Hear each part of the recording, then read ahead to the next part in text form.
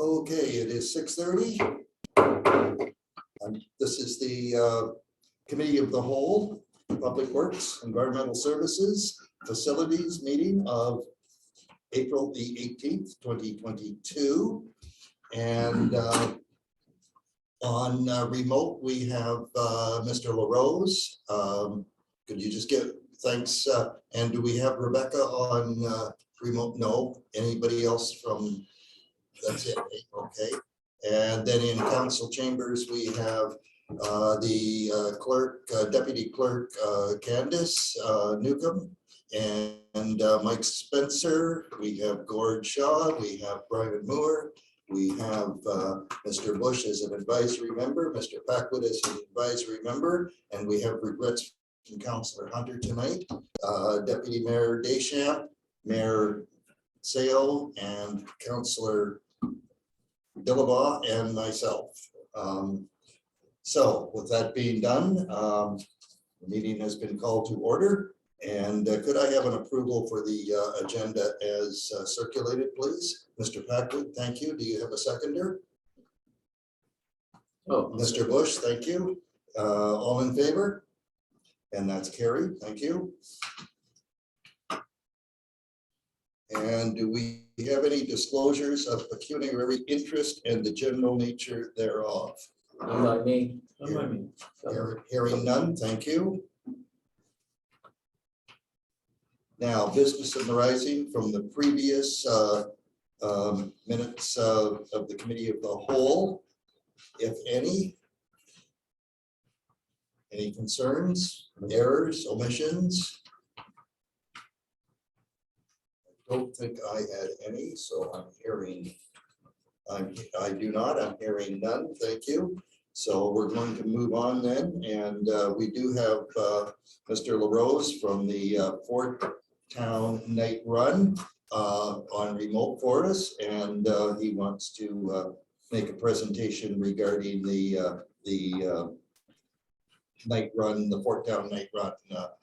Mr. LaRose, go right ahead, please. Thank you.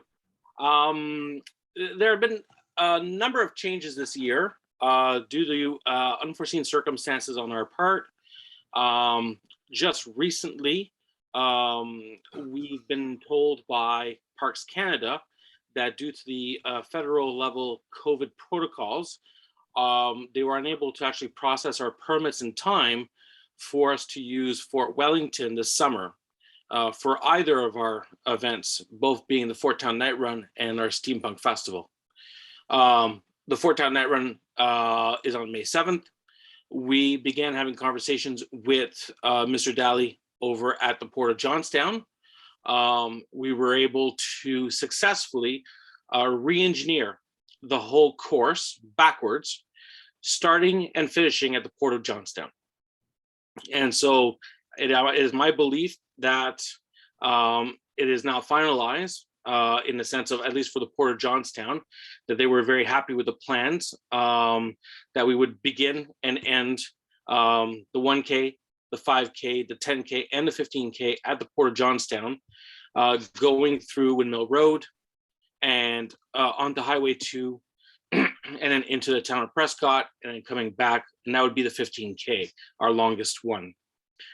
So basically, in an interesting way, even though we reverse engineer the whole course, the police officers on County Road 2, the longevity and the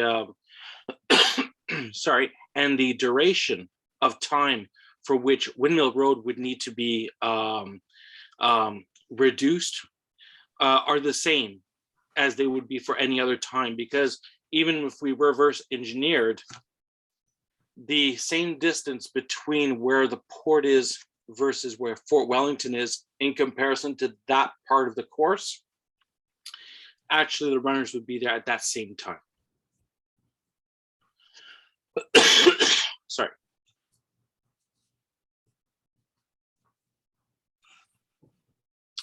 So, at least from conversations that we've had with Mr. Daly, with I believe Mr. Shaw over at with Township Everett Cardinal, basically everything is in place for our race on May 7th. So I understand that Windmill Road will not be closed No, for any due circumstances. no. We went back to the 2019 proposal, which was that one lane be used for the runners and that the volunteers would work with any resident on Windmill Road trying to get on or off that road with the different lanes. And so there would be no interruption to the traffic flow per se. Okay, as usually what has happened in the past, is that correct? That's true. Okay. Okay, I'm going to, are you okay? Are we ready for questions now? Sure. Okay, I'll start with Councillor Dillabaugh, if you have any questions for Mr. LaRose. I just have a couple. You just said that Windmill Road won't be closed, Right. but you're gonna use it? Yes. Okay, you're gonna use it for the runners, but it won't be closed, is that right? Because you're gonna have one lane? Right, because we can bring there is one lane that has very few homes on it Right. that we can actually utilize and put our discs. We have the, I don't have one upstairs. The LED discs that we put in the middle of that lane. And so runners will then go on the top of it. So they will actually run on the left side, leaving and coming back, and they would be restricted to that lane. Because there's only a few houses, we can have a volunteer that if they see anybody or if anybody flags them, hey, we want to leave, that volunteer will make sure there's no runners around, please, and all traffic can then go on the other lane and move, and we all have walkie-talkies and we can flow the traffic easily if needed. So you're only using one lane and you're not gonna flip-flop. It's just gonna be one lane, period. Is that right? That's it. And this has all been discussed with our general manager at the Port of Johnston. It's part of the protocols that we sent in. It's also part of the protocols that we usually go house to house and explain that, of course. We have our pamphlets that will be there too. And so that information will be provided, as it is every year, to all the residents on the course. But you did go through this with our port manager. Yes, Robert is well aware of it, yes. Thank you. Mr. Mayor, do you have anything for Mr. LaRose? No, quite comfortable, and I know it'll come up again on Wednesday night.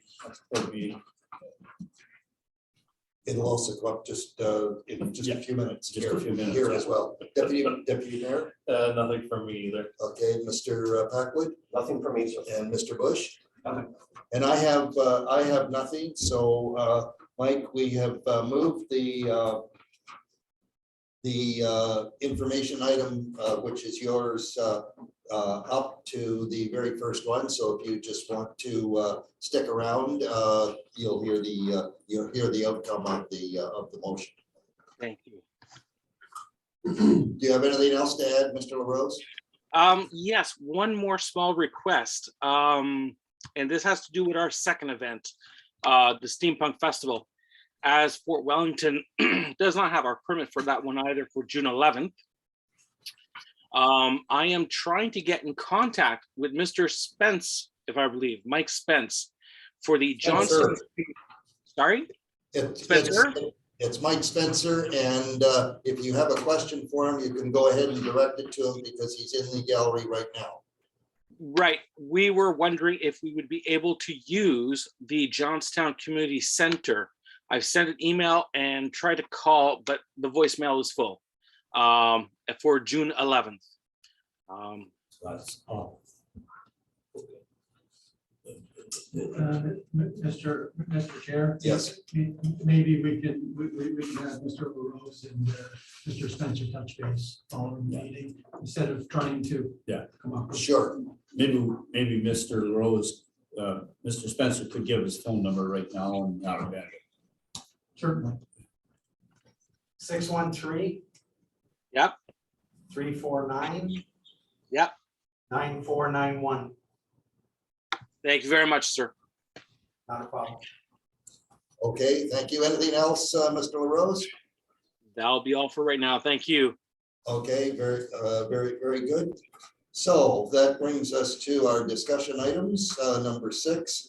And the first one we have is the 2022 community grants and donations. Now, this is an additional request, and I'm going to let our CAO just speak to this for a second, because there was apparently a glitch in our computer system, but I'll let Mr. Grant discuss that.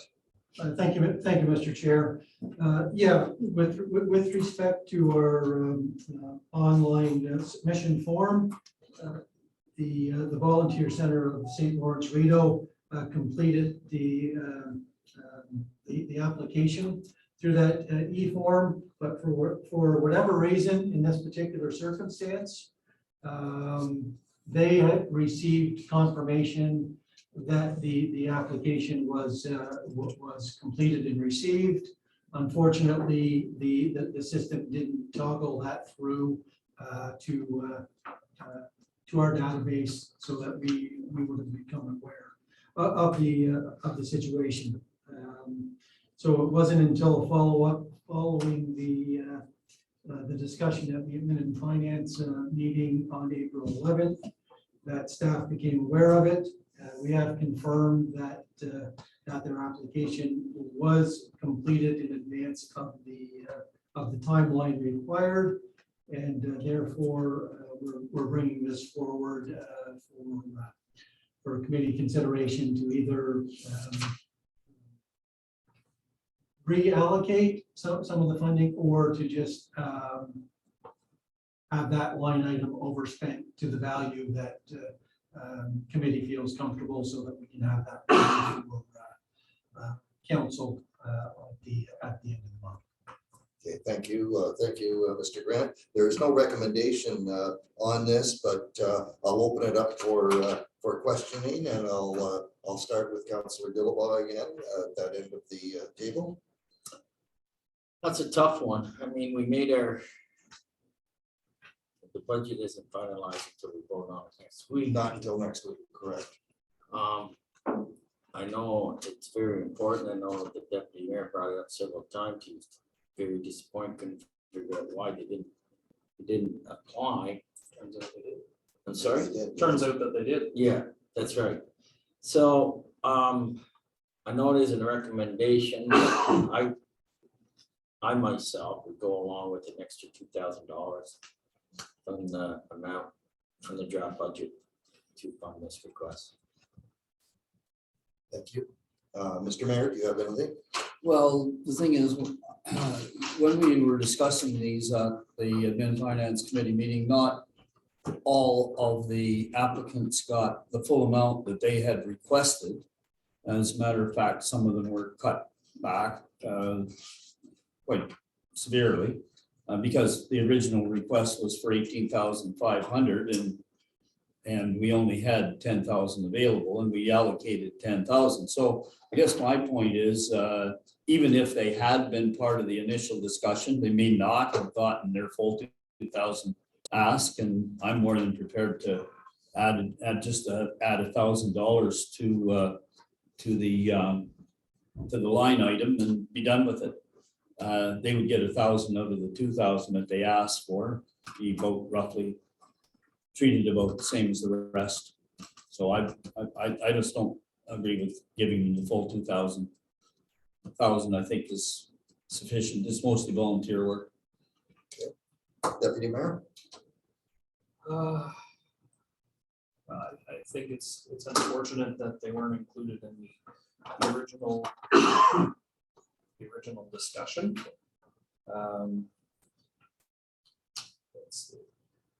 It's the only one through the chair. I guess I have a question to the CAO, and I did read the briefing note. We're sure that there were no others that, like through that audit, there were no others identified. Only this one was identified. So through the chair, that is correct.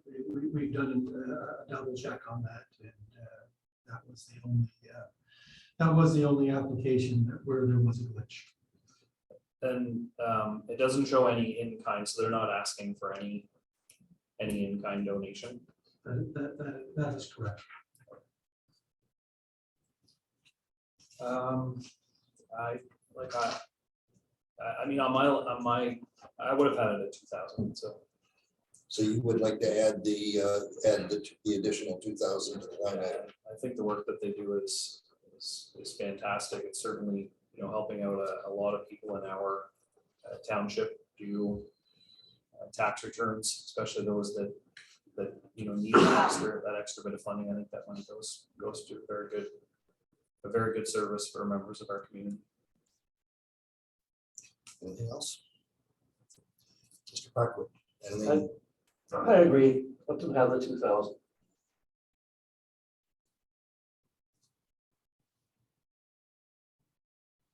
And Mr. Bush? I don't really have a comment. Okay. All right, that's fair. And I know the work they do, so I would also say 2,000 as well. So I think with that being no recommendation, I think staff has the direction. If I could, Mr. Chair, it probably would be helpful if there was a recommendation to add that. I guess just given the circumstances, staff didn't want to make a recommendation, as we didn't make a recommendation on other amounts through the community grants and donations. You think there should be a recommendation put forward then? Yes. Do you want a motion? Thank. Do you want a motion? Yes. Please. Would you make a motion to Make a motion, give the volunteer center St. Montreal $2,000. and I have a seconder. Okay, I'm going to call the question. All in favor? 1, 2, 3, and opposed? 2 opposed. It is carried. Staff, you have everything you need? Thank you, Mr. Chair. Yes. Okay, thank you. Okay, we're going to move on now, and we are now back again at the Fort Town Run. There is a recommendation with the briefing note, and the recommendation reads that committee recommends that council support and approve the request for a lane closure on Windmill Road during the Fort Town Night Run event on May 7th, 2022, and notification be provided to the affected residents. I'll move the recommendation. I have a mover. Do I have a seconder? And I have Mr. Bush. Thank you for a seconder. Okay, comments, discussion? Just one comment while Mr. LaRose is on there. Mr. LaRose, you're on a fantastic, I haven't attended the steam pump, but I know the May, well, I always think of it as May the 5th or May the 4th be with you. I think is when the last time I did it, but the run is very well attended and it's always very well organized and run. So looking forward to continuing to work with you. Thank you. Yeah, we go back to May 4th in 2 years. 2 years. Okay.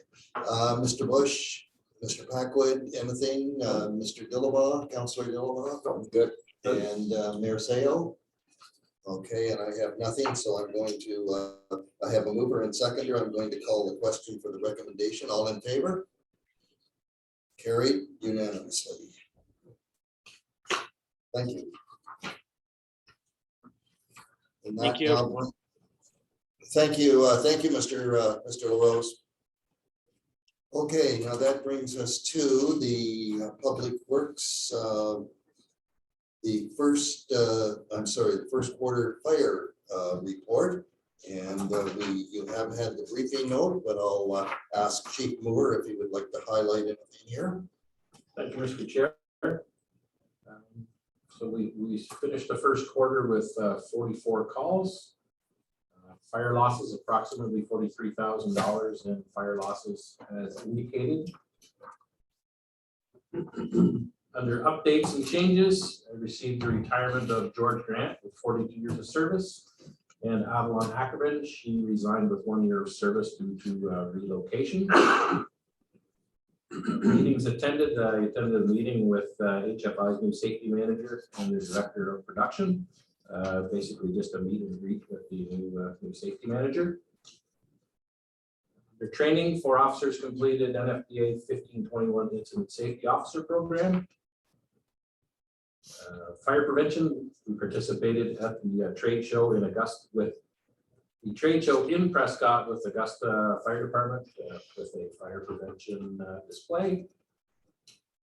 Down to burn permits, 753 burn permits created in the first quarter with permit revenue of $6,290. Page 3 has your burn permit information, registered burns and permits activated. And page 4, the fire department roster as of March 31st. Sure. Okay, thank you, Chief Moore. I'll start with Mr. Bush at that end of the table for any concerns or questions regarding the report. No. Mr. Packwood. Assistance not required. Is that because of weather conditions, like motor vehicle accidents and stuff? Correct.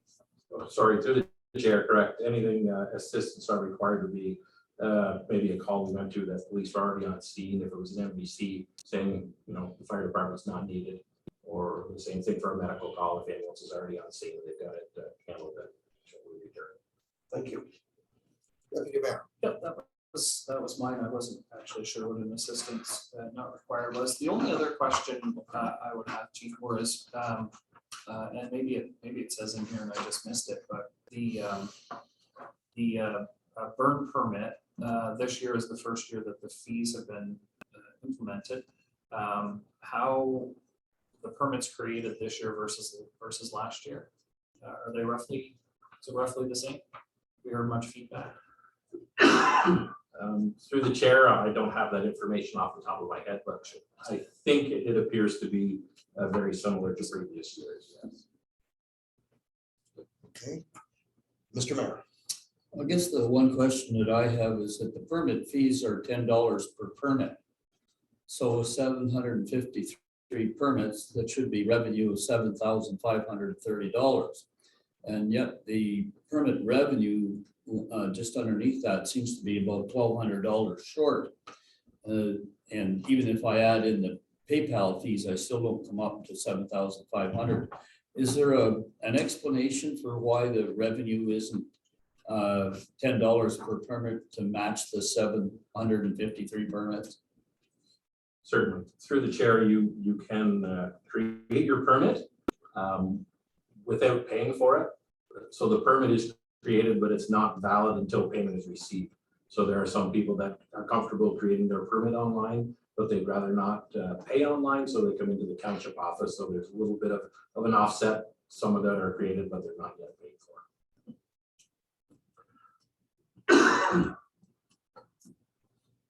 How is that possible? Excuse me, through the chair. How is that possible? I had to pay for mine. Either I got a permit or I don't.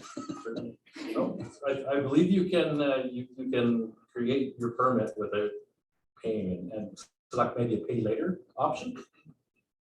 Then once the permit isn't valid until they make their pay. Kind of an interesting situation from my point of view. The reason I say that is that when you dial a number to report a burn, the voice at the other end seems to recognize me and know who I am and wants me to give a response. Press 1 for this, 2 for this, 3 for this. So do those people that have created a permit but not paid, what kind of response do they get at when they call the 800 or the permit fire manager number? Through the chair, they would get a message saying they have no valid permit. Okay. Thank you very much, Mr. Chair. Okay, and Councillor Gilroy. Yes, I have a few actually. Calls of the month, assists not required, council en route. They're way up from the first quarter of 2021. Like we had 18 compared to 8 in 2021. These assists not required, we're still rolling at that time, chief? Through the chair to the chief. Through the chair, yes. So we're going down the highway and then we get called off, is that right? Correct. Geez, I don't know why we can't do something a little bit better than that to cut it down. Like 18 is a lot, I think, compared to last year, 8. You know, we're up 10. My God, and all of our equipment out. Is there any way we can do that, duly chair to the chief? I don't know, have you thought of maybe the dispatcher? Through the chair, the fire chiefs are working together at hopefully eliminating some of the I don't want to call them nuisance calls, but Right. some of the medical calls that maybe aren't adding value, for lack of a better term. Or duly chair to the chief, car in the ditch. We can get told out, we get 4 calls, call 911 for the same car in the ditch. And another one is your HFI safety manager, how'd that go? Duly chair to the chief. That was just an introduction, or did he take you through some of the new functions there? Or? Through the chair, it was pretty much a meet and greet with the new safety manager. We were very recently at HFI for an update on their operations within the past few weeks. So it was more of a social get to know each other, and we do have an upcoming tour of the site this month. Continue on. Sorry, Go ahead. you want Gwen? No, carry on, Councillor. Thank you. And do the chair, how just update changes in the department. Firefighter Mr. Grant retired after 42 years and increment resigning. We have 1 year recruit interviews were completed and in their probation period. How many were there? Was there 1, 2, 3?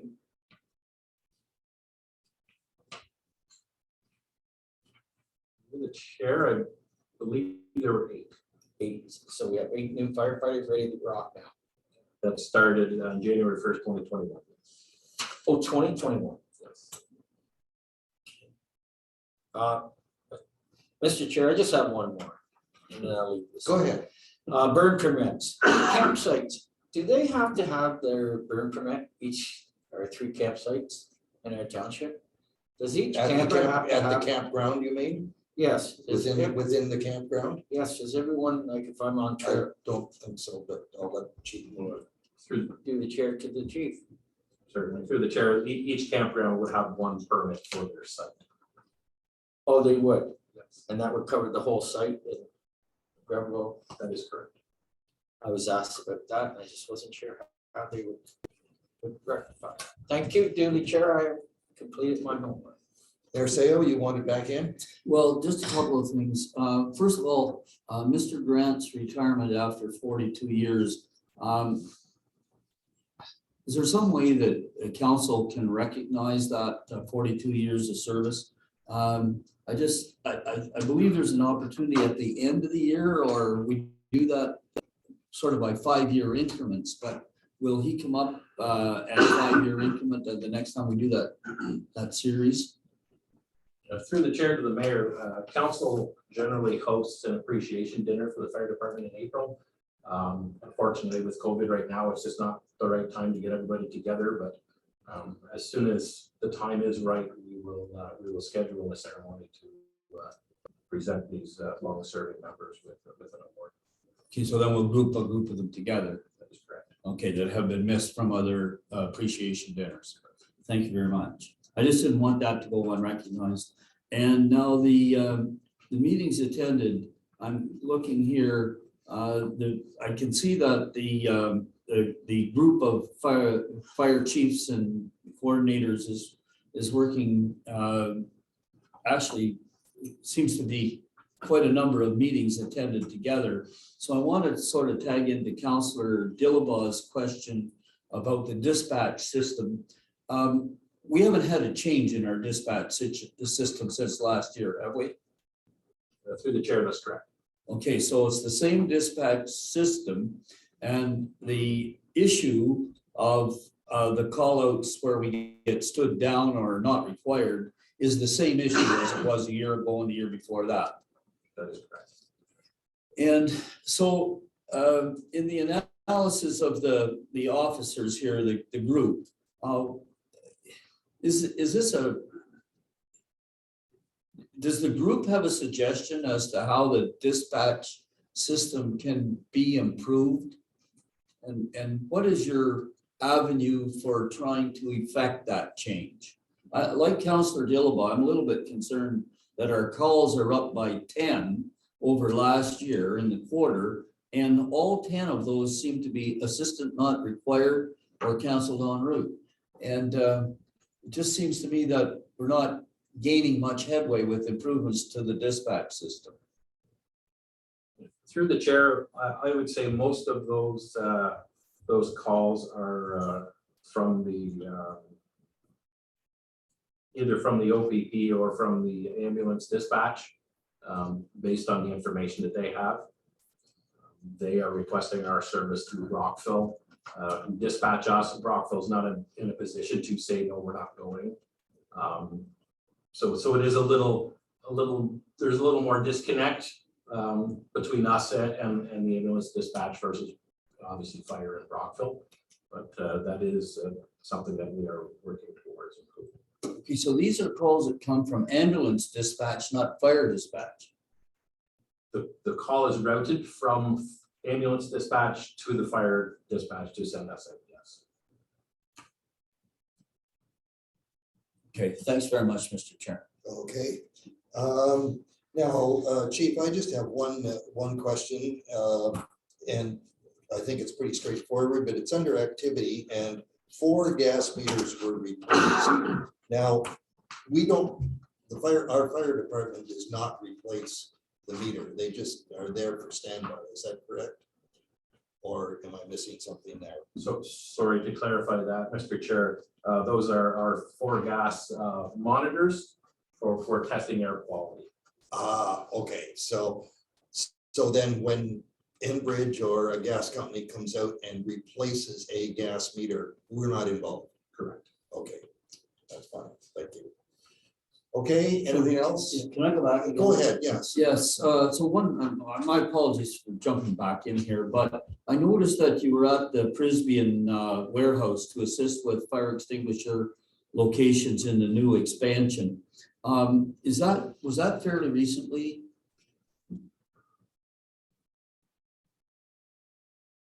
Through the chair, I'm going to guess that was in January. Or was before it had opened? Correct. Okay, all right, thanks very much.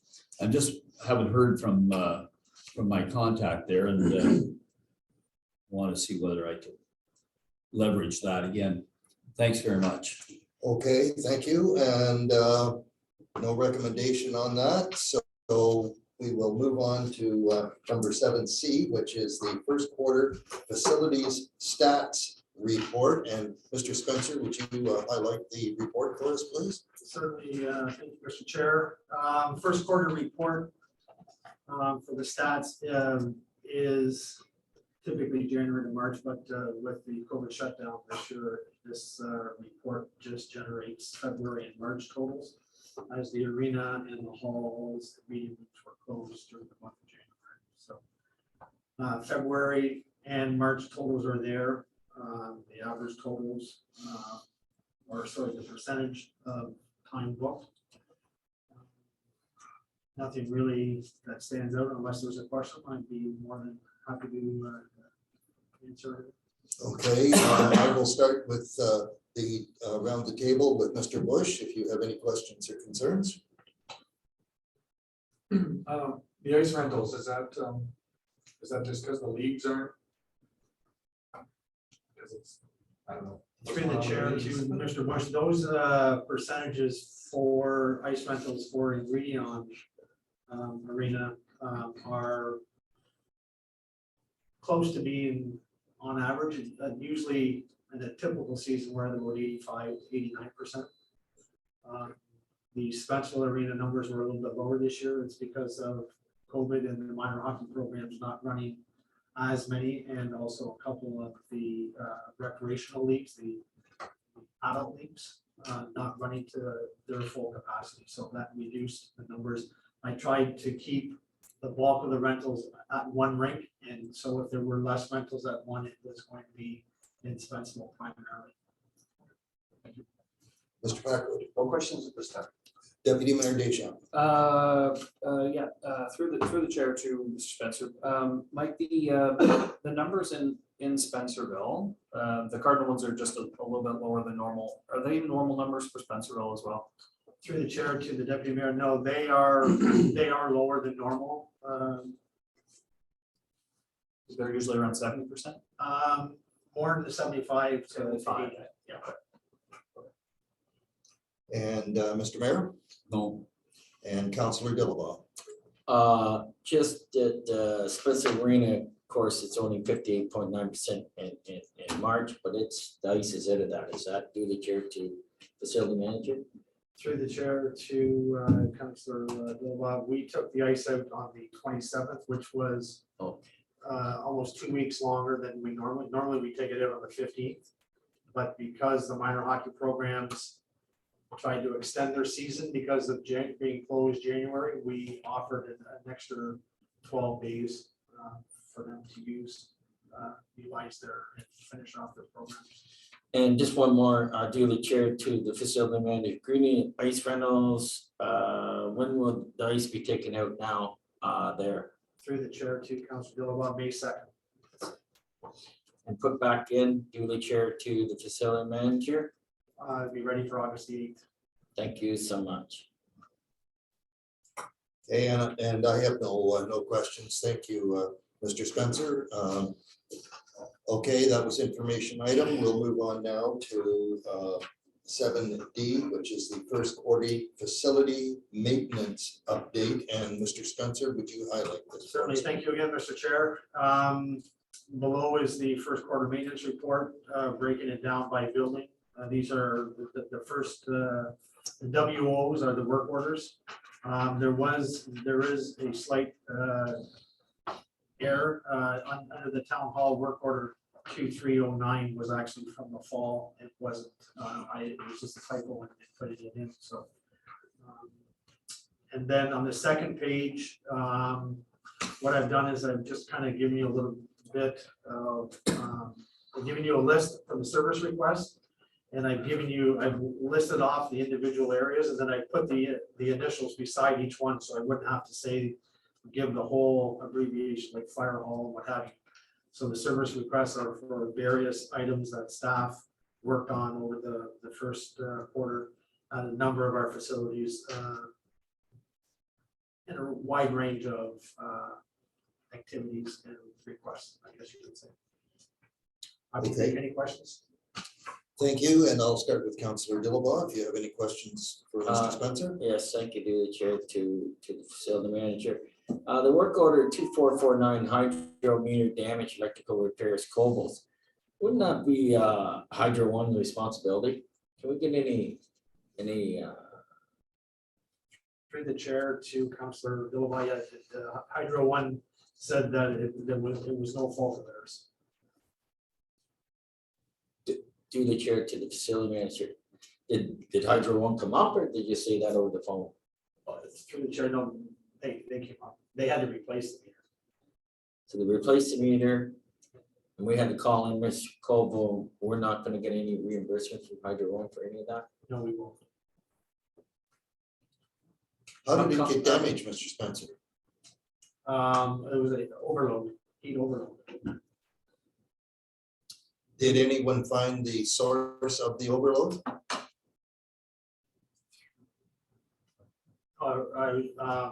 The source of the overload? No, it was not determined by Cobalt Electric. This happened in January, and I believe I was on vacation at that time, and I believe the CAO gave a report as to what transpired. Yeah. it's a good response. Okay, offhand, I just don't recall the I just report. thought, I do, but I just thought we could get a little bit of money from hydro once. Okay, any other questions, Counselor? Fine, thank you. Mr. Mayor, Thank you. Deputy Mayor, No, I don't think so. and Mr. Packwood, No questions at this time. and Mr. Bush. Well, I had one, and that was on the damaged meter, so that has been moved around. But I do have another one that's on page 15, or I'm sorry, page 16, and it's regarding the work order 2544, Simcoe inspection, valves and rings on compressors. Was there a problem that we needed a repair on these, or was it just an inspection and all okay? To the chair, it was a inspection, and there were a couple of excuse me, a couple of rings that had to be replaced. This was on the pistons in the compressor, was That's it? correct, yes. Okay, that's all I have. And there's no recommendation on this, so I'm going to move on. Thank you. And that brings us to the operations, and the heading is Operations First Quarter Report. So, Mr. Shaw, would you highlight your report, please? Thank you, Mr. Chair. So for section 1, Public Works, loose and hard top maintenance, gravel road grading is started. On the hard top patching, decreased events this year with the hard freeze and thaws we experienced over the winter. Seasonal load restriction signs are erected throughout the township and will be coming down the end of the month and the 30th. Winter control, we had 32 winter ice and snow drifting events in the quarter.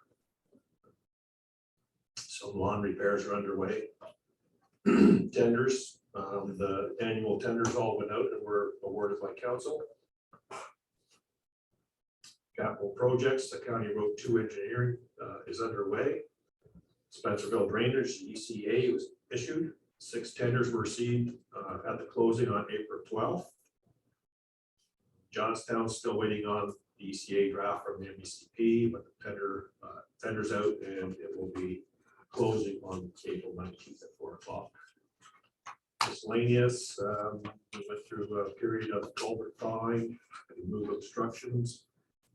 Through the quarter, we had 81 service requests and 26 work orders completed. Currently working on roadside garbage pickup. 2 staff have renewed their AZ licenses.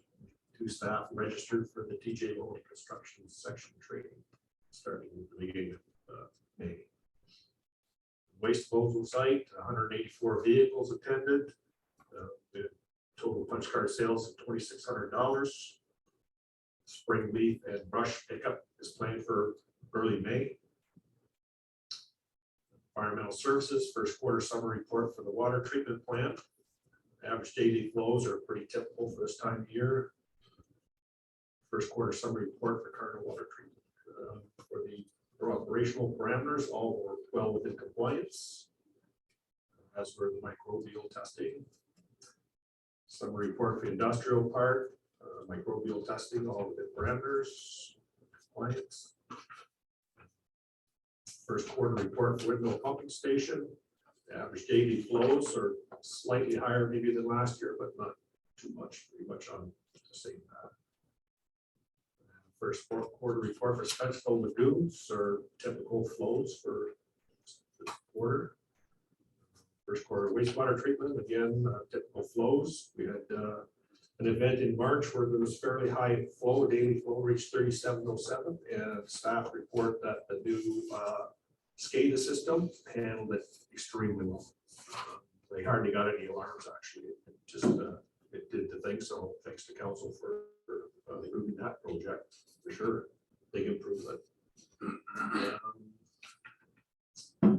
The BOD suspended solid total phosphorus, ammonia, and E. coli well within parameters. As are the removals. Questions? Oh, right, I'll start with Councillor Billabong. I'm good, thank you very much. Mr. Mayor. Mr. Shaw, good report. Thank you very much, Mr. Chair. I have several questions, if I may. So through the chair, so going back to the first heading there, loose and hardtop maintenance. Seasonal load restriction, my briefing note says signage erected throughout portions of the township. Do we not post all township roads? We, through the chair, we do post our roads. The counties post their own roads. So I'm reading this, seasonal load restriction signage erected throughout portions of the township. So the question is, were all of the township roads posted? So through the chair, if I may, anything south of the 401 typically does not get posted. So the village of Cardinal load restriction signs don't get posted, same as Johnstown. New expert that particular area. Most of the rural roads north of the 401 end up getting posted. Okay, it would help if the report clarified that. Now, the second place where I have a question, and I'd like to understand the wording here. Under 1.2 winter control, it says 32 winter ice and snow drifting events. Now, in what sense are we using the word events? I can recall maybe 4 storms, and they may have lasted 2 or 3 days each, but that doesn't come to 32. So in what sense are we using the word events? Can we get some clarification on that, please, Mr. Chair? Through the Mr. chair, Shaw? Mayor, the events of this, context of this is basically an event is a separate individual. We have a snowfall and then filled up with snow. We've had several occasions where we've had drifting events after the plows have been out and they've had to get called out again to clear the roads. And ice rain events also. We've had snow changing to ice rain, so they've had to go out and reapply or some way other means fix the roads up.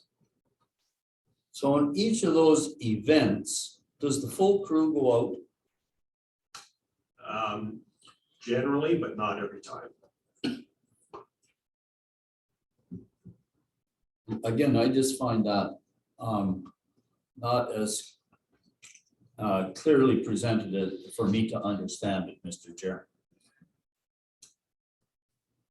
I had another question when it comes up to waste disposal. So I see that there was on section 2 waste disposal, it looks like 20 tons of scrap metal removed from the boneyard in the transfer station. Do we not get a report as to what the percentage remuneration was from that removal? In other words, my understanding is that the arrangement that we have with the boneyard is that it's a split of somehow a split of revenue for the recycling of the metal. Do we get that report? And I'm just wondering where we might expect to receive that report on what that 20 tons of scrap metal produced in terms of revenue and what the split was. So just through the chair, if I can, please get an answer on that part. Through the chair, we do get that. I apologize for not putting it. We'll try and get that into council. Okay, and so then we're going to GC garbage and recycling contract commenced with few complaints which were addressed. I've reported several myself complaints. See, we're getting some statistics here now with regard to tonnages. And I'm quite impressed by the fact that we have 100.59 tons of garbage and 30 tons of recyclables collected in the quarter. And so again, through the chair, is there any report on the revenues generated by the recyclables, or is that still part of the contract? how are we handling recyclables these days? We know we're not switching over to producer responsibilities until I think 2023 or 2024. So just a few questions with regard to recyclables, Mr. Chair. Certainly. Through the chair, the recyclables are generally come through data call, and the garbage company that takes care of the contractor basically submits this to data call, and we get the information from them. That's on the tonnage. What's on the revenue side of it? So through the chair, there is no, the township does not receive any direct revenue through the contract, but through the data call process that there's typically funding provided annually. Okay, so can we just explore that for a minute, Go Mr. ahead. Chair?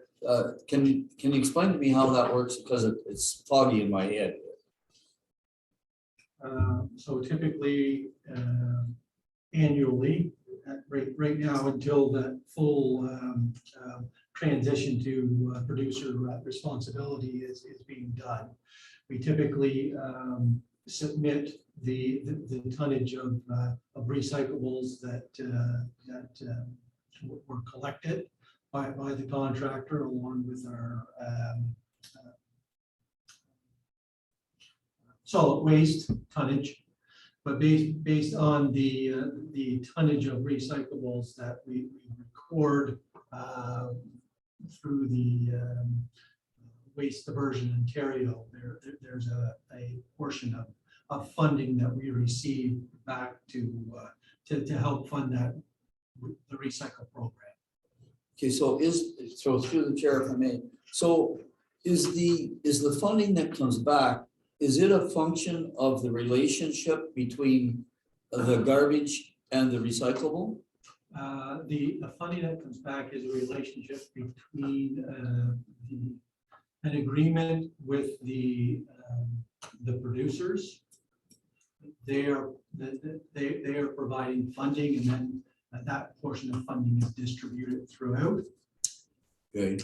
And then as we start to transition, that amount the producers will be providing for our current program will reduce, because they'll be taking on that full responsibility of those. Right. So in other words, in order for us to realize on this, we depend on the contractor to provide us with the tonnages, and then we submit a claim of some sort based on what we've. An annual report. Correct. An annual report. Okay, fair enough. And if I made it through the chair, that we'll note that with respect to the new contractor, this is one of the first times that we're receiving monthly reports. Typically, it's so this is another phase in our in improved reporting. So Yeah, that's why the director of operations has put that on there as a note. So although it says in the quarter, this is strictly, I believe, for March. oh, that's just March only. Okay. Yeah. So I think the next quarter you will see a much higher. It's just that recyclable. when you look at the relationship, like 30 tons of recyclable and 100 tons of garbage, that's like 30% that is basically siphoned off from the landfill to the recycle side of things. Being diverted away. Yes. Yeah, that's a fair percentage. Yeah, it is. Yeah. Very good. And I think that was all of the questions that I had. I'm just looking at the residuals here on page 22 of 45. So the Brisbane residual is 1.19, but the standard has to be less than 0.05. Or what is that? Less than 0.05 or greater than? Mr. Chair. Beg pardon? Greater than. Greater than 0.05. And with Greenfield, it has to be greater than 0.05. So in both cases, the standard is surpassed considerably. Yeah. Thanks very much. Deputy Mayor. Sure. Just one or two questions, maybe probably just one. Through you to Director of Operations.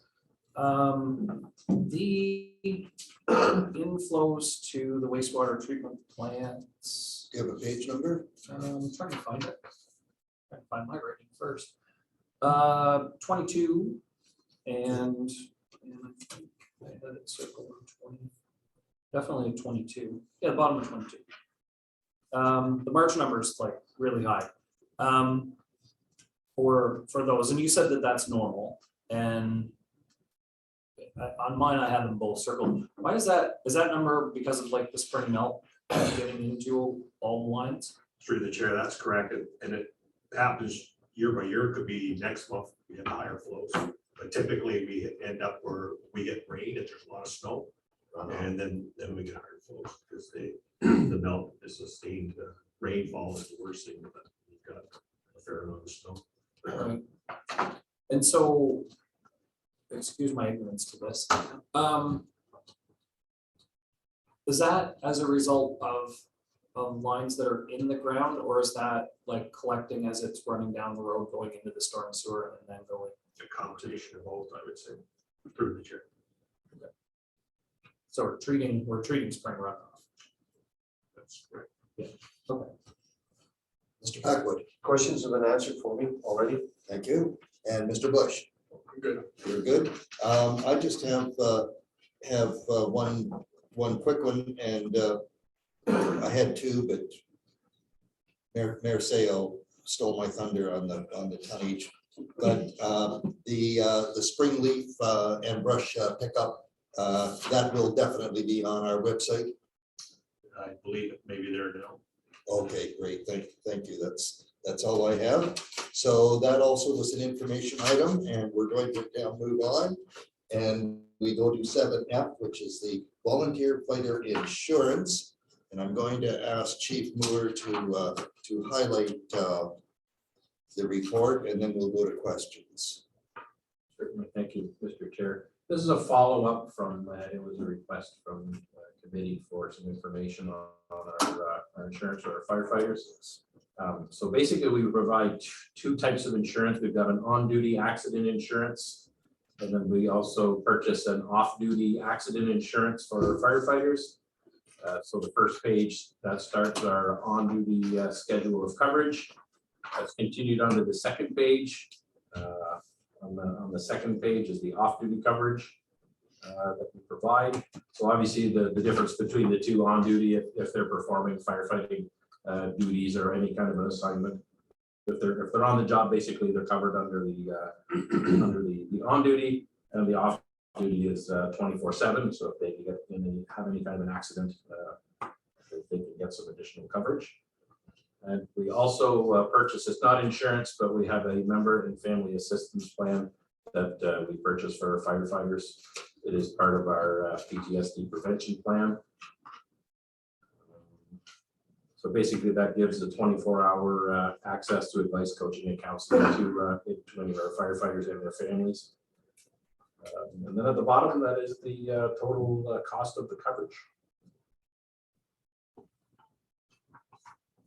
Okay, I'll start with Councillor Dillabaugh again for questions. Thank you, Julie. I just have one on this coverage. It doesn't list the insurance company. Have we ever looked at, again, going to the town of Prescott, Township of Augusta, and see what their coverages are, and to see if it would be a cheaper premium in bulk? Julie, chair to the chief. Certainly, I guess that was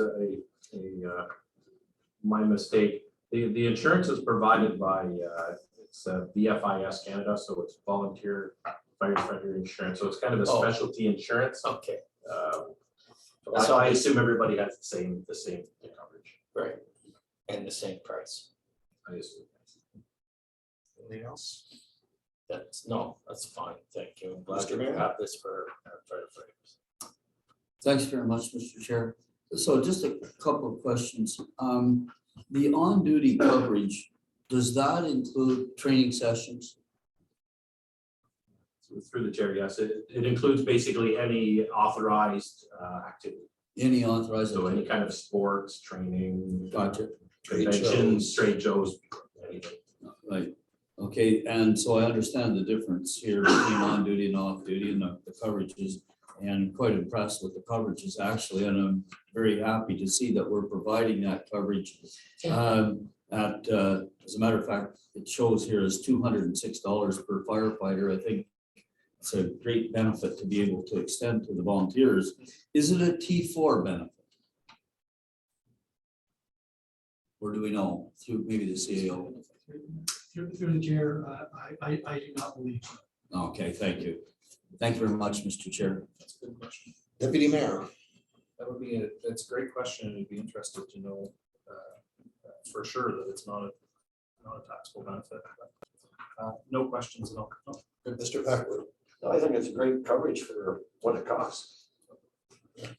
And Mr. Bush. Good. Okay, thank you.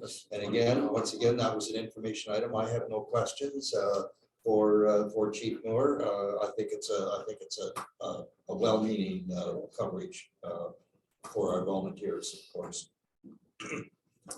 Okay, so that brings us to 7G, which is the grass cutting tender results. And do we have a recommendation on this? I don't believe we do. Just an information. It is just information. Okay, thank you for that. Mr. Spencer, if you'd like to highlight this for us. Certainly, thank you again, Mr. Chair. Grass tenders were submitted in February and they closed on March the 22nd. Just indicating Superior Group, which is located in Williamsburg, was the successful bidder for this year's tender with a total price of $872.50. In total, there were 5 companies that submitted bids. I listed them below. 4 of the companies bid on all of them. There was only 1 company that direct lawn care or awful that just bid on 1 package, which is their prerogative to do so. The 7 sections of the grass tenders are attached for viewing also, in case someone wanted to know exactly what section was what. The 2021 results was awarded to JJ Construction at $760 per cut. So $112, $112.50 per cut more. And I will say that there are some, the graveyards are not actually done every cut. They're done every 2 weeks every 2 weeks, as opposed to some areas, canal parks, the town hall area, they're cut weekly. So, but that is the overall total. If the contractor does all of them in 1 week, it's $872.50. So if you don't mind a question from me, Mr. Spencer, what is page 28 all about? Because it shows all of them listed and it looks like they have all been accepted. No, Because they're in red. Yeah, through the chair, yeah, I was just going to say that is a tally sheet for the pricing. I'm not necessarily sure why that would Okay. ended up in there. It is sort of a duplication of the Okay, so page 27. so I just want to be clear. We only have 1 cutter Correct. for the entire township. That is correct.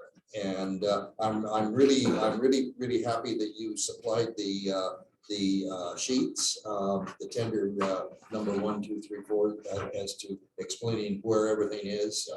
I found that very good. So I'll open for questions and I'll start with Mr. Bush if there's any.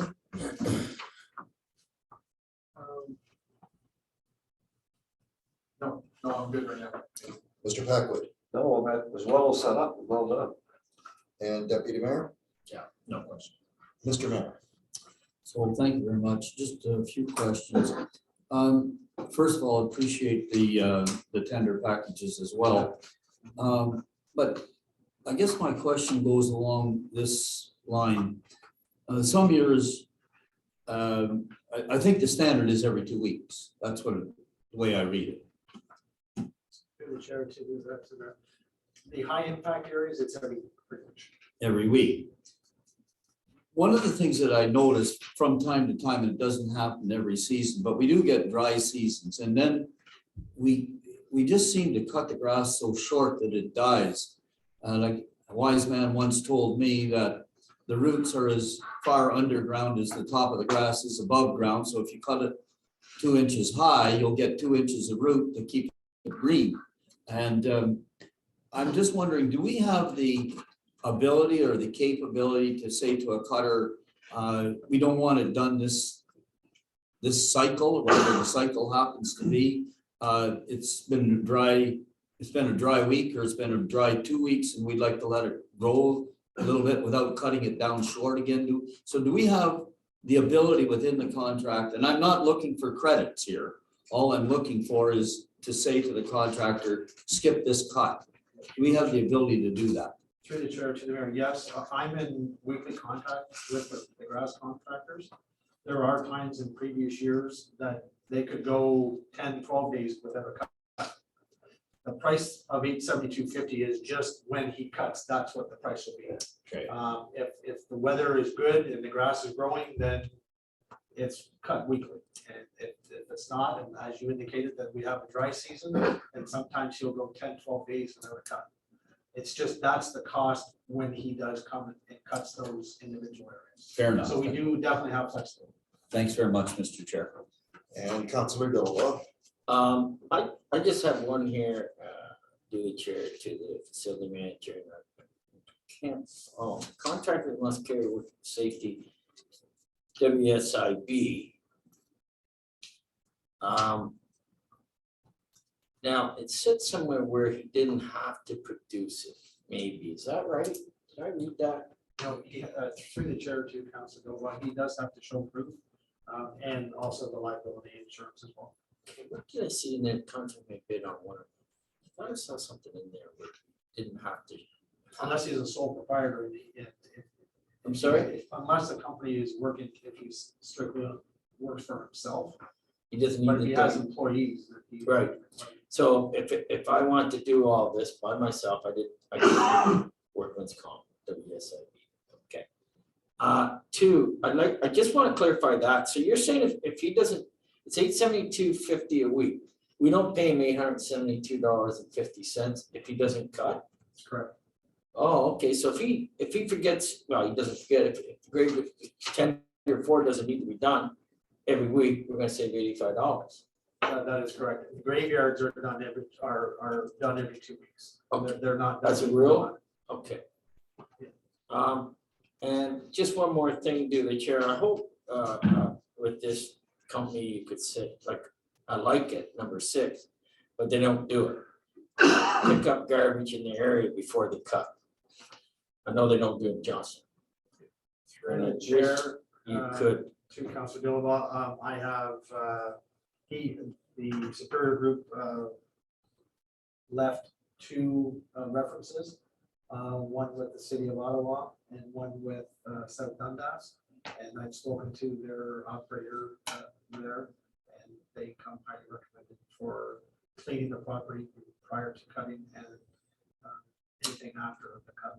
perfect, job well done.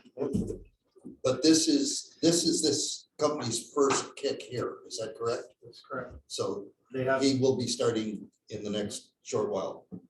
I would say probably the next 10 days.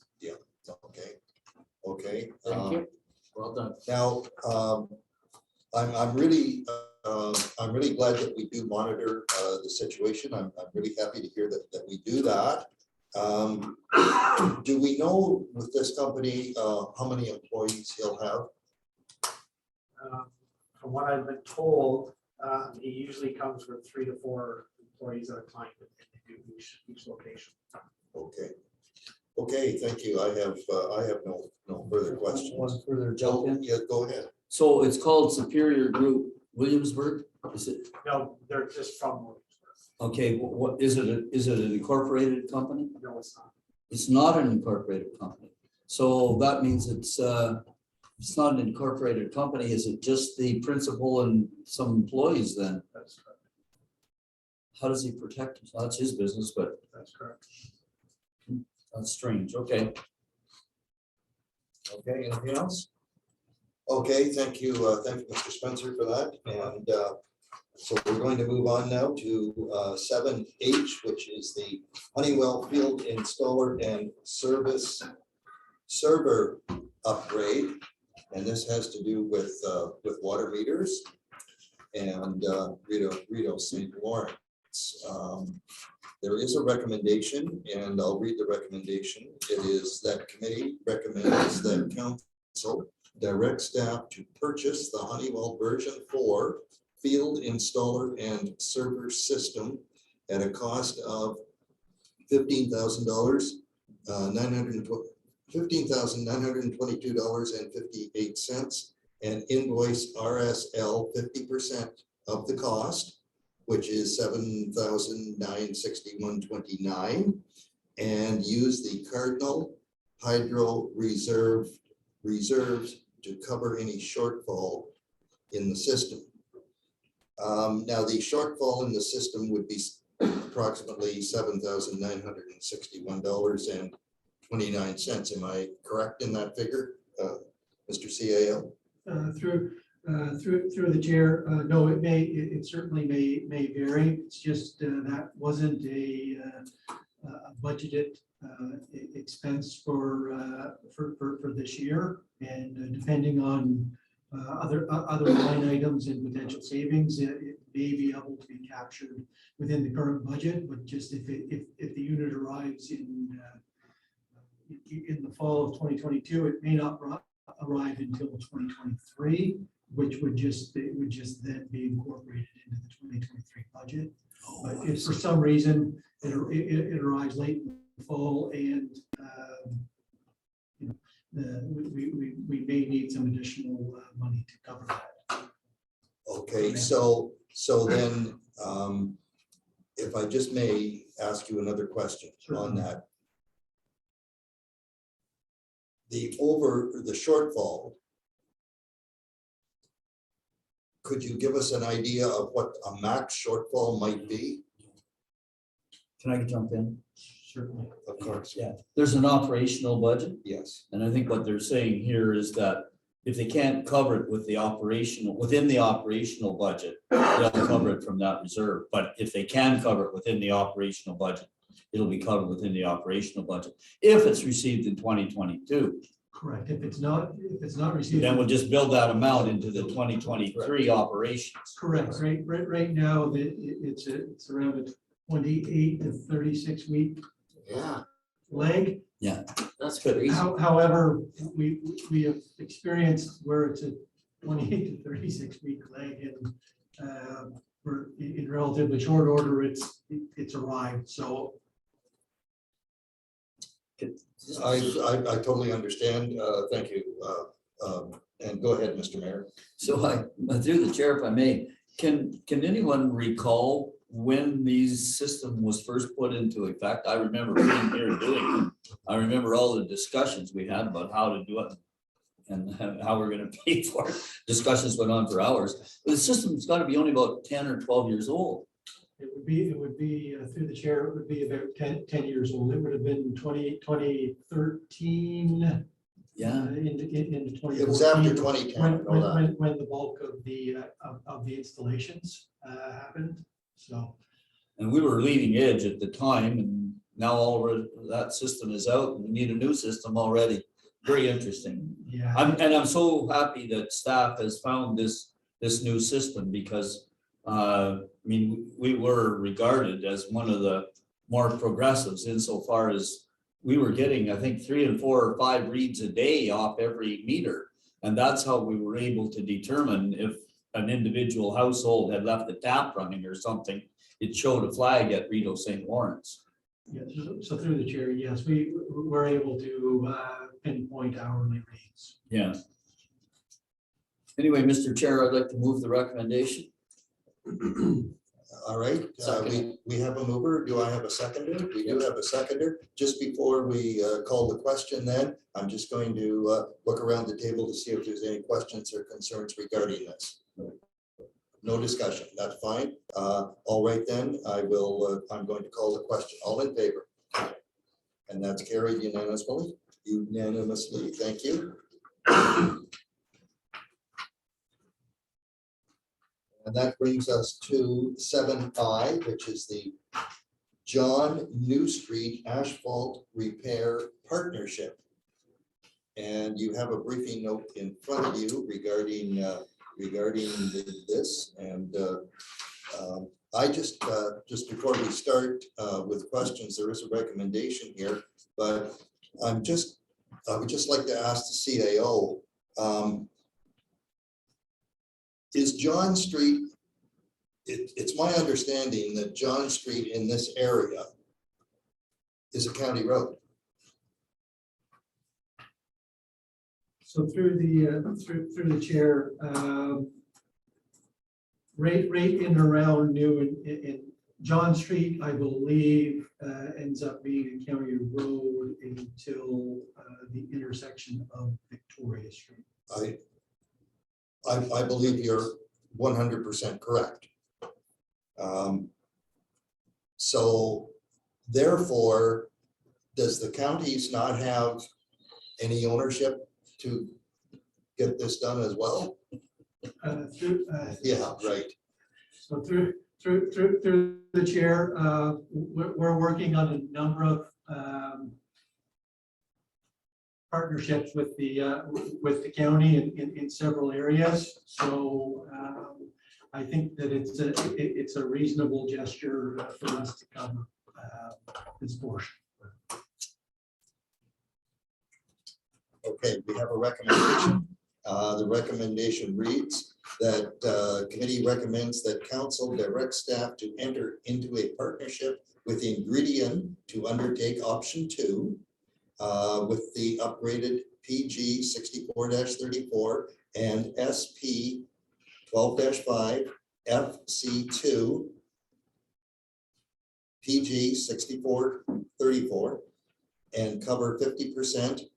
And the cost is $46,650 plus non-redebatable HST of the estimate of $93,300 cost before HST. That's the recommendation. So, Mr. Chair, before you call for a mover and a seconder. Okay, I was going to call for discussion first, Okay, thanks.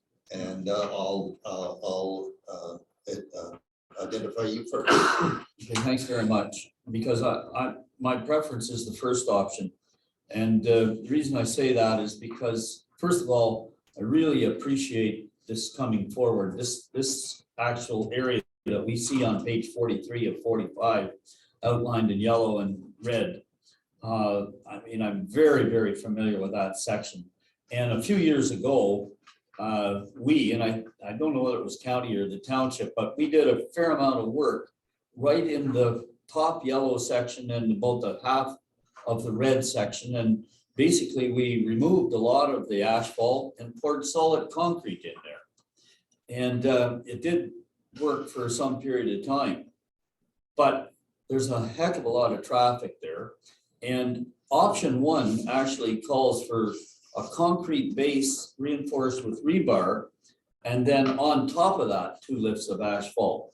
And I think that, considering the loads that are going across that area and the differential in the costs, and the fact that that Ingredient is prepared to pay half of those costs, there's just no question in my mind that option 1 would be the better lasting, longer lasting fix on this area.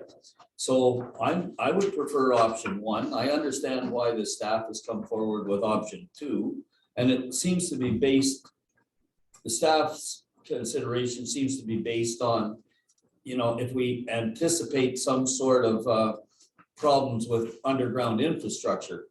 But they haven't shown us on this map where the underground infrastructure is on either John Street or New Street. So I don't know that because I don't know where it is, I don't know that it's a legitimate concern. So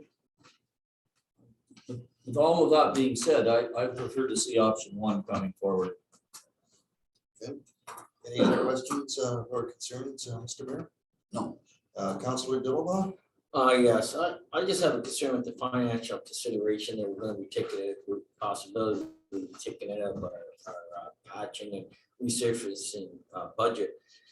And we use that, that's a very important, I know to the town of Johnstown, because we use it on some streets. And I just hate to dip into that if we don't have to. We could find maybe the counties to support more than what we're anticipating here. But what's our, and it's my fault, I'm sorry, duly chair to the CEO. What is our budget for 2022 under the patching and resurfacing section? Could you, can that top of your mind? I couldn't. Through the chair, I think the total in that area is 150. I believe it's 150,000. Yeah. Through the chair, that also includes crack sealing and line painting. Right. But I mean, that's a good chunk and we do use it. I mean, to our advantage. I just hate to, wish we could find it. Through the chair, it varies on where that patching and resurfacing was done. We did a couple big chunks of work in Johnstown last year. Yes. We didn't do very much in Cardinal or Spencerville. I know, I realize that. Yeah, I don't want to use, I see what kind of job it did and the job that they did was very, very impressive. So we have a street in Spencerville here or Cardinal. I hate to take that away from them. That's all I'm saying. Like this patching and resurface, 150,000. I'd like to leave it for exactly like that. That's my beef Yeah. or my concerns, I guess. Through the chair, I think the main part is that we're able to partner with Ingredion and reduce that cost. So I think that's the key. If we don't take advantage of that, then Yeah, I wish you go back and find it somewhere else and leave the patching and resurfacing it there if we could, or go talk to maybe have the mayor go talk to the counties.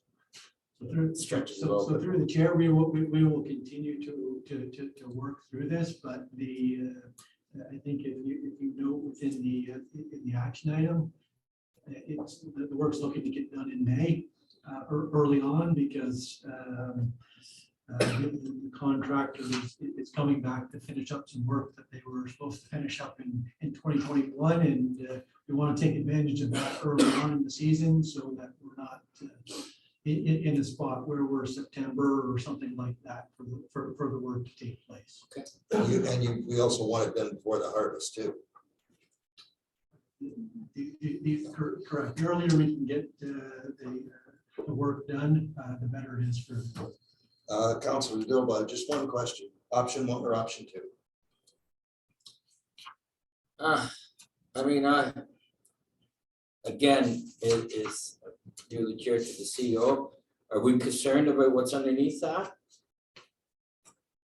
So through the chair, for instance, on John Street, naturally the sanitary sewer is in basically in the center of the road, and the water main is on the south side of John Street. On New Street, you have same sort of thing with the sanitary, and your water line is on the west side of New Street. But your water line and your infrastructure on New Street, both south of John Street and north of John Street, is relatively old. So you're afraid of this? The concern is if there is a problem, that we will be an extended period of time jackhammering through the concrete to make a repair versus. So it's a bit of a balance. 2, please. Option 2. Deputy Mayor. Thank you, Mr. Chair, to CAO. Have there been issues there? In that, I mean, I know what the road's like there. underground issues there in the past. So through the chair, John Street project would have been, new infrastructure would have been put in there in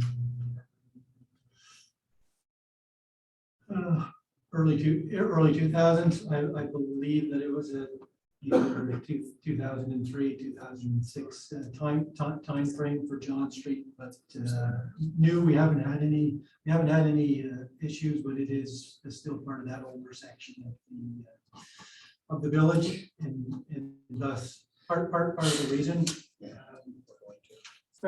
especially with the idea of the rebar. And I understand the reason for the rebar, but it also complicates any kind of repair process. And Deputy Mayor, would you consider option 1 or option 2? It is. It's 50.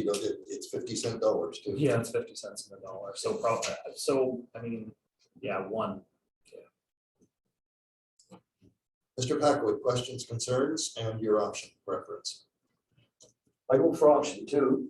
Okay. And the reason I do that is 5.5 years experience working replacing sewers in the middle of winter in the circumstances, like with reinforced concrete and everything.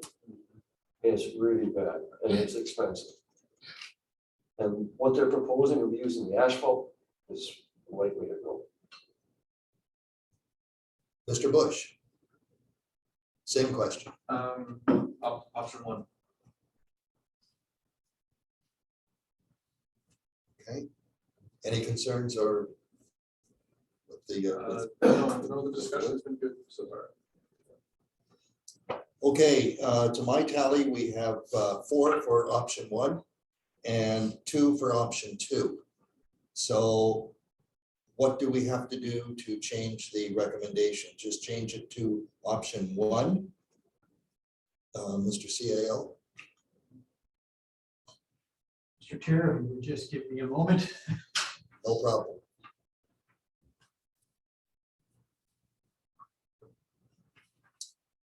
I think the dollars and cents are all spelled out in option 1. Question, Mr. Chair. Go ahead. Well, Mr. Grant is working on something there, but through the chair to Mr. Grant. Has there been any actual discussion with the counties here on this? Through the chair, there has not been any direct conversation with the counties on this particular item. But the director of operations and myself are meeting with the county to discuss several items, and hopefully in the next couple of weeks. And this will be one of the items. Okay, do you have any objection if I do a little warm up for you? And the reason I'm saying that is, I mean, the counties is going to do $35 million program this year. This is a single check for 40 or 50 grand to them. It is their street, and I don't think it's a portion of it. Yeah. And I would just like to have an opportunity to talk to the director before you do. Through the chair, as long as you warm them up and you don't freeze them out.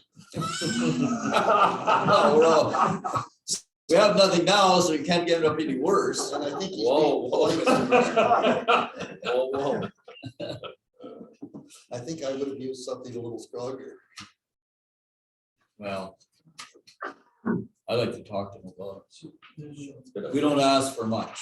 So Now, mind you, on the other hand, maybe we should be waiting. I'm just as a matter of tactics here and strategy. When it comes to the County Road 2 water project, which is next item on our agenda here, we're responsible for replacing that surface, aren't we? as it stands right now. As it stands right now, so we are going to be wanting them to replace that surface.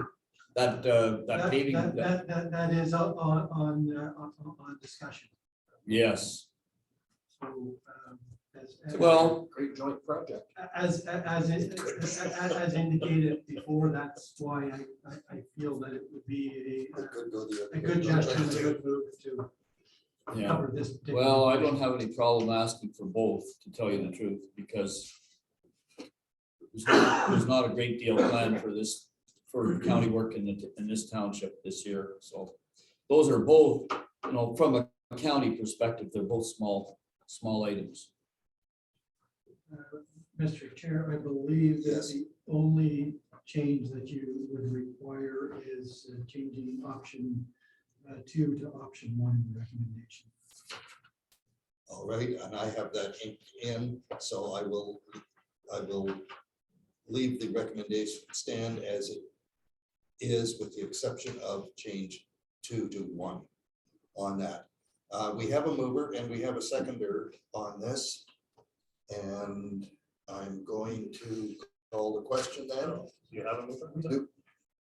I thought, Through the chair, we did not have. we do not? Okay, could I have a mover for the recommendation then, I'll please? move. I have a mover. Do I have a seconder? And Deputy Mayor Deschamps, thank you. I'm going to call the question. All in favor? Could I record a vote, please? Certainly. I don't have a ladder, so just bear with me.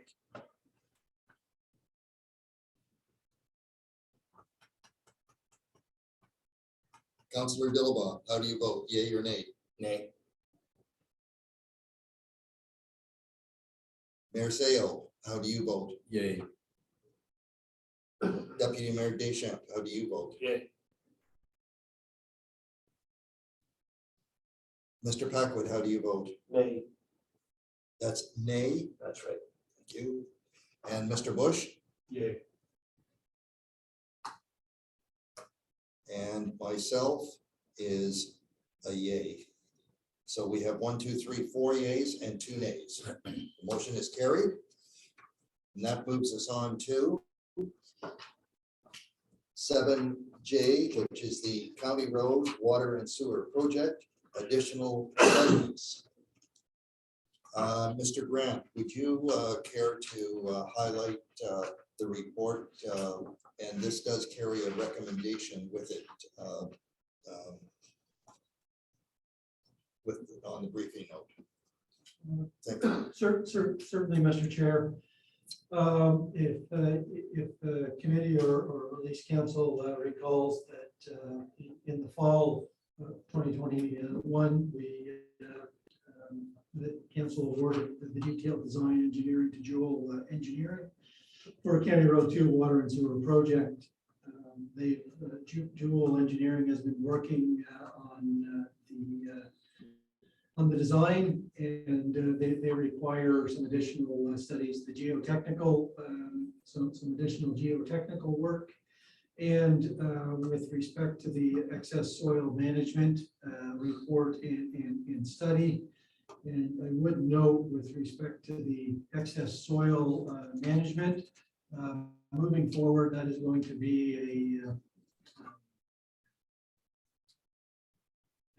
quite an item to navigate through moving forward with the testing requirements and where that particular soil can be used and reused. So it is going to be a little bit of a challenge, and now that we have some favorable news with respect to the project, that I'd like to ensure that we have the detailed design complete and those tender packages ready for issuing in the later in the fall of this year. In a nutshell, what you're saying, we need more expertise.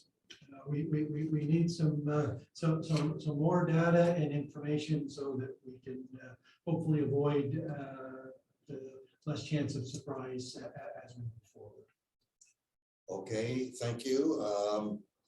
You've had a chance to read the briefing note. Before I ask for a mover or a seconder, I'm going to get concerns or questions around the table. I'll start with Mr. Bush.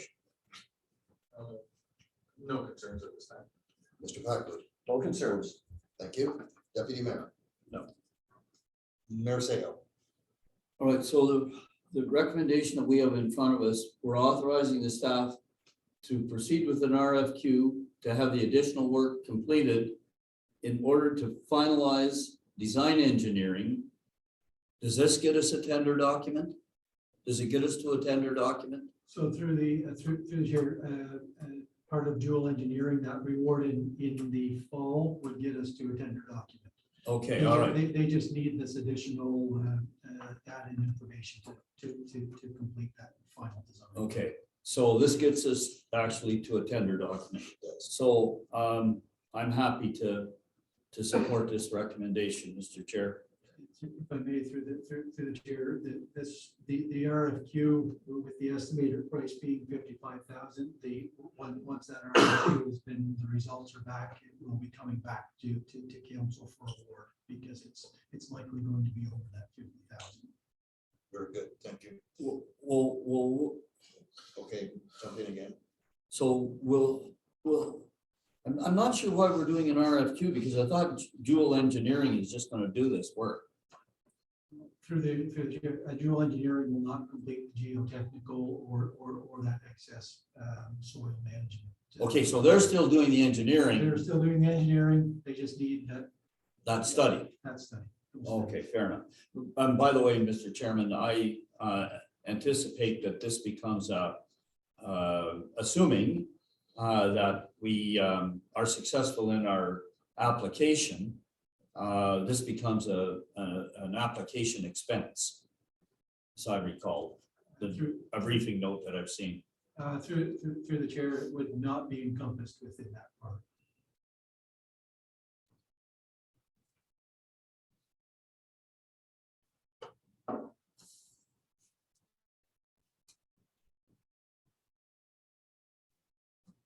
I don't want to go any further here. Councillor Dillabaugh, questions or concerns? No, Okay, I'm good with it. Let's move on. okay, I have none, so I'm going to ask for a mover for the recommendation, please. Mr. Packwood, thank you. Do I have a seconder? Seconded. And we have a seconder with Mayor Seo. I'm going to call the question. I'm sorry, go ahead, yes. Can I ask a question before we go further? I'm just gonna go back in on where the mayor was, through the chair to the CAO.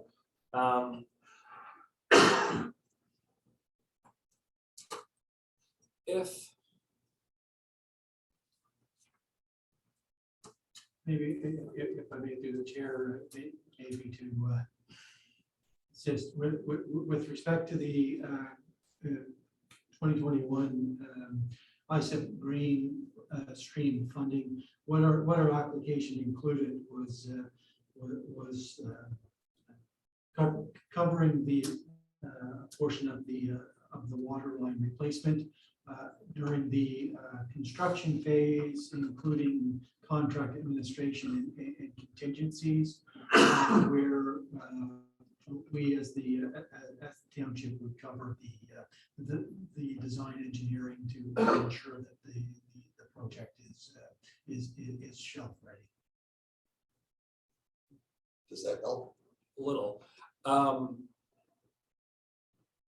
just being careful, but no costs incurred before a possible OCIF grant. There was a briefing note circulated confidentially to all members of council.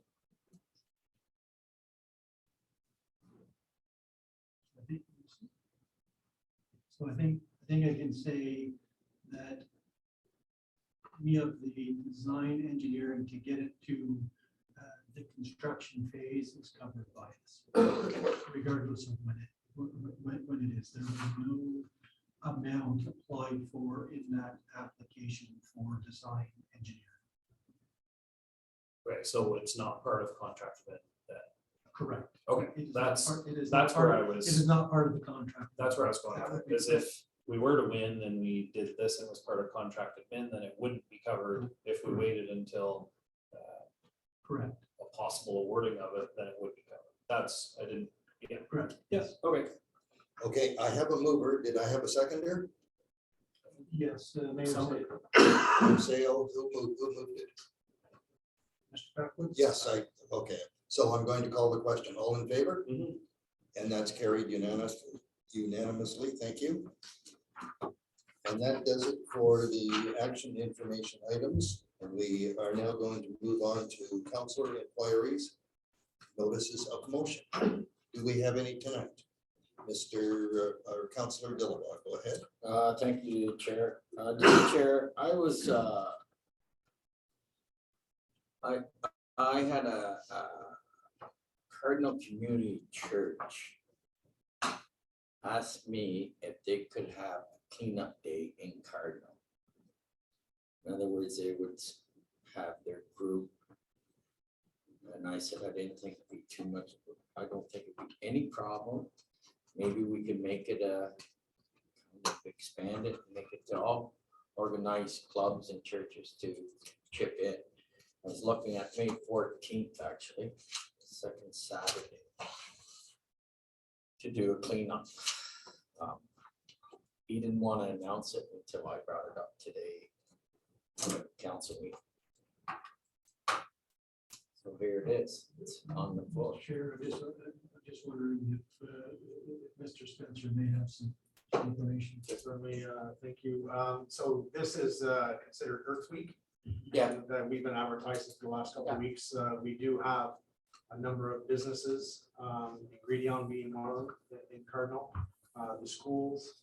I believe there, as of this afternoon, there were 15 separate residents throughout the municipality that have contacted us, and we are delivering bags and gloves to them. The snowmobile, the ATV Snowmobile Club are doing a big cleanup this Saturday along their trails as well. That's all being coordinated through my department. If the church wants to do something on that day, they can just give them my contact information. We can supply them with garbage bags and gloves and arrange the time to pick the stuff up. There'll be no problem there. Duly chaired to the facility manager. That's this weekend? It started today and it goes through to this week. So if they wanted to do something the following week, Councilor, there's no problem. We can Good. supply them the stuff. Fair enough. So you'll just have the group contact Mr. Spencer? I sure now? will. Okay. Thank you very much, Mr. Spencer. Anything else, Councillor? That is enough for me. All right. Anyone else have any inquiries or notices of motion? Hearing none, I'm going to move on. Thank you. We now move to item number 9, which is the mayor's report. I don't have anything to report tonight, Mr. Chair. Mr. Mayor, that's not like you. No. Well, I might say that I talked to the CAO today, I think that on Wednesday, or no, Thursday. We have a meeting on Thursday night, a public meeting, I think it is on Thursday night, it's starting at 6:30. I've asked for a separate in-camera session with council prior to that meeting to bring forward some information about the Infrastructure Ontario and Job Site Challenge. Okay, and I take it we'll have to do notification on that. Through the chair, once a few more items get finalized, yes. Thank you. Okay, that brings us to number 10, which is question period, and I see no one on remote, and I see no one in the gallery, so there will be no question period. And we have no closed session tonight, so the chair is looking for a motion to adjourn the meeting. And Mr. Packwood moving that, does he have a seconder? And Mr. Bush, thank you. That we adjourn at 8, is that 8:15? Sure is. 8:15 p.m. We have a mover, a seconder, calling the question, all in favor? We are adjourned. Thank you, gentlemen and ladies. Thank you.